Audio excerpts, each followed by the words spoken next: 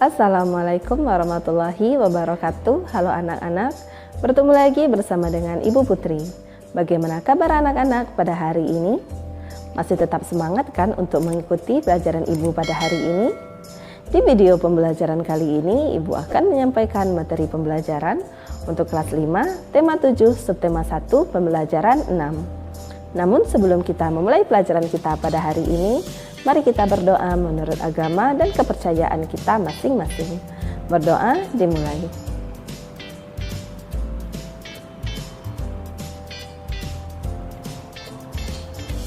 Berdoa selesai. Tujuan pembelajaran kita pada hari ini yaitu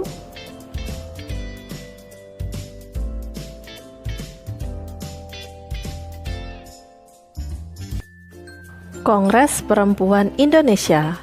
Kongres Perempuan Indonesia berlangsung 3 kali, pada tanggal 22 Agustus 1928 di Yogyakarta, diselenggarakan Kongres Perempuan Indonesia pertama.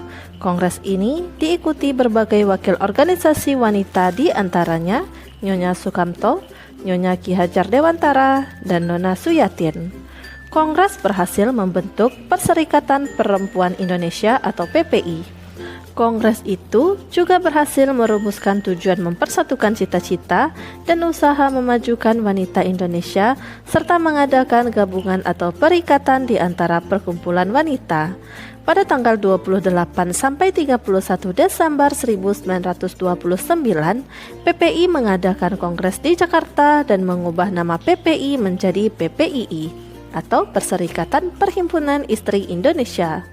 Tanggal 20 sampai 24 Juli 1935 diadakan Kongres Perempuan Indonesia II di Jakarta dipimpin oleh Nyonya Sri Mangun Sarkoro. Kongres tersebut membahas masalah perburuhan perempuan, pemberantasan buta huruf, dan perkawinan. Kongres Perempuan III berlangsung di Bandung tanggal 23 sampai 28 Juli 1938, dipimpin oleh Nyonya Emma Puradireja, membicarakan hak pilih dan dipilih bagi wanita di Badan Perwakilan. Dalam kongres tersebut disetujui RUU tentang perkawinan modern yang disusun oleh Nyonya Maria Ulfah dan disepakati tanggal lahir PPI 22 Desember sebagai Hari Ibu. Selanjutnya, ayo menulis pada halaman 71. Mari kita temukan kosakata baku dan tidak baku pada bacaan yang berjudul Kongres Perempuan Indonesia. Kemudian carilah arti katanya di Kamus Besar Bahasa Indonesia, bertanya kepada guru atau berdiskusi.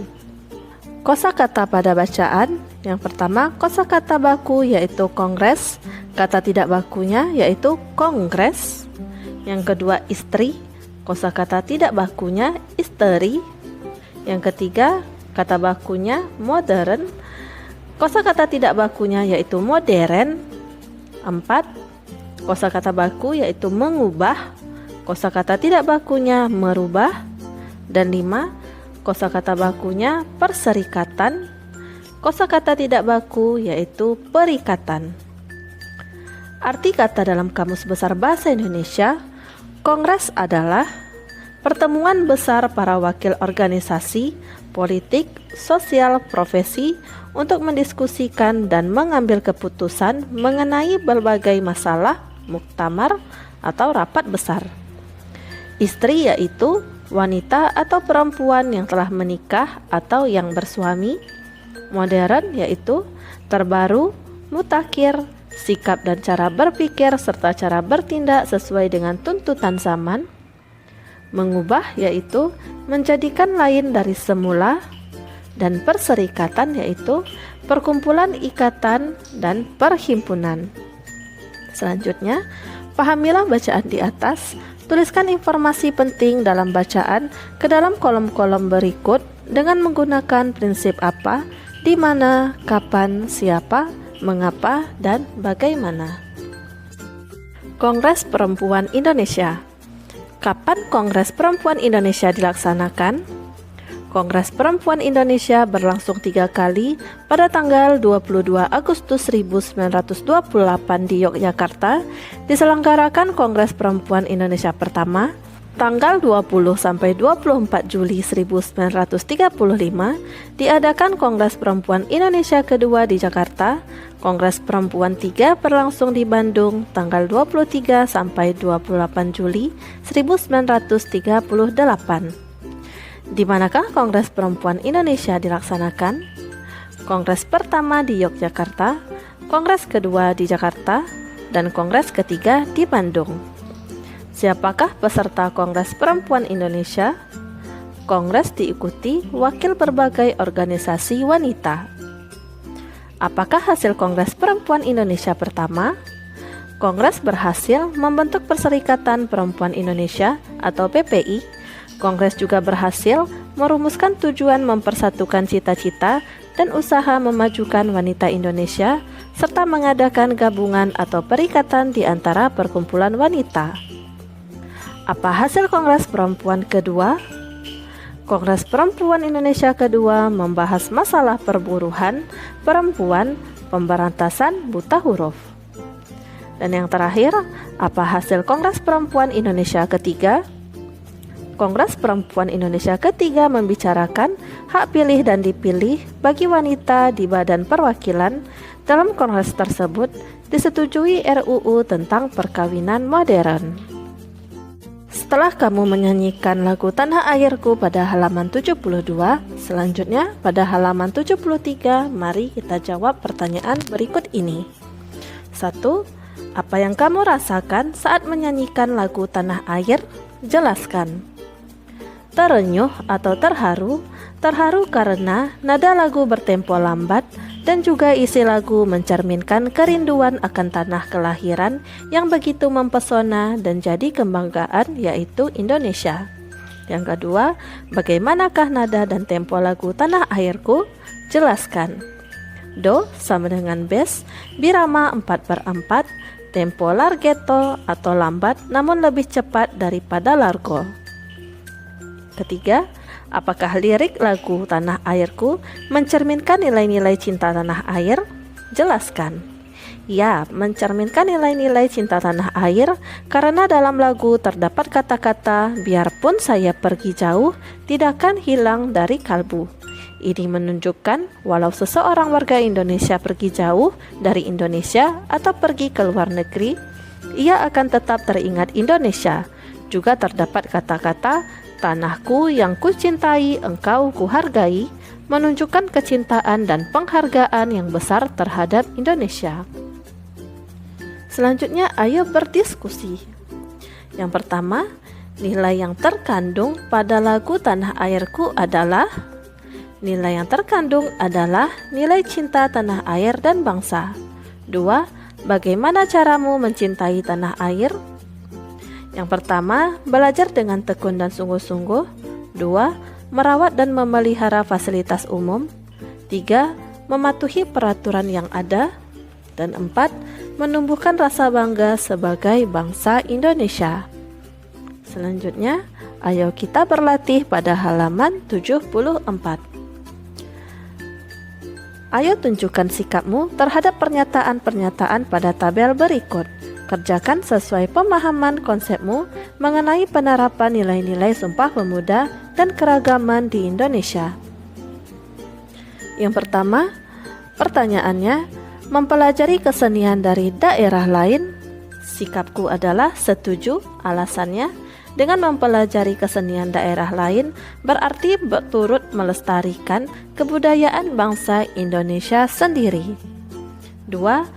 Mengagung-agungkan suku bangsanya sendiri. Tidak setuju.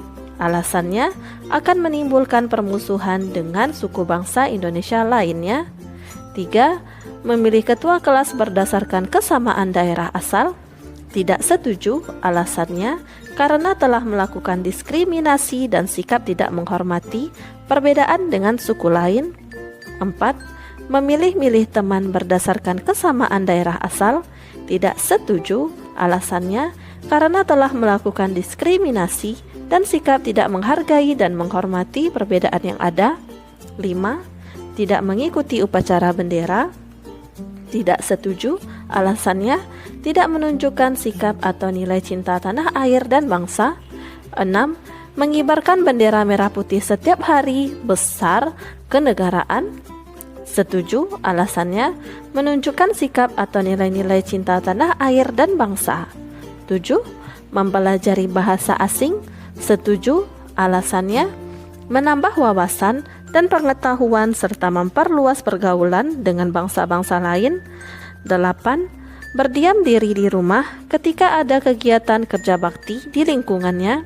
Tidak setuju, alasannya tidak menerapkan nilai-nilai gotong royong, kebersamaan, dan nilai persatuan dan kesatuan. 9. Lebih memilih memberi upah kepada orang lain untuk menggantikannya dalam kegiatan ronda malam. Tidak setuju, karena tidak menerapkan nilai-nilai gotong royong, kebersamaan, dan nilai persatuan dan kesatuan. Selanjutnya, ayo berdiskusi pada halaman 75. Mari kita isi tabel berikut dengan mengisi keragaman suku bangsa dan budaya dan sikap yang ditunjukkan. Yang pertama, ada anak yang bersuku lain. Sikap yang ditunjukkan berteman dengan baik dan tidak saling mengejek suku masing-masing. 2. Teman sedang melaksanakan upacara adat. Sikap yang ditunjukkan yaitu menghargai dan menghadiri jika diundang oleh teman. 3. Pertunjukan kesenian daerah. Sikap yang ditunjukkan menyaksikan dan mempelajari. 4. Teman dari suku lain sedang sakit. Sikap yang ditunjukkan yaitu berkunjung atau menjenguk. 5. Keragaman suku bangsa dan budaya yaitu tetangga suku lain terkena musibah. Sikap yang ditunjukkan yaitu turut membantu menolong sesuai dengan kemampuan. Demikianlah materi yang dapat Ibu sampaikan pada hari ini. Semoga apa yang telah Ibu sampaikan pada hari ini dapat bermanfaat untuk dirimu dan menambah ilmu pengetahuanmu.